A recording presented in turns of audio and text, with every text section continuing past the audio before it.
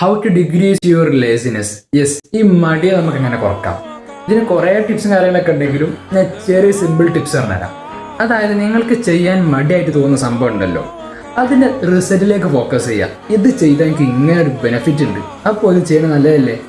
അങ്ങനെ റിസൾട്ടിലേക്ക് ഫോക്കസ് ചെയ്യുമ്പോൾ എന്ത് ചെയ്യും, നമ്മളത് ചെയ്തു തുടങ്ങും. ഇത് ഒന്നാമത്തേത്.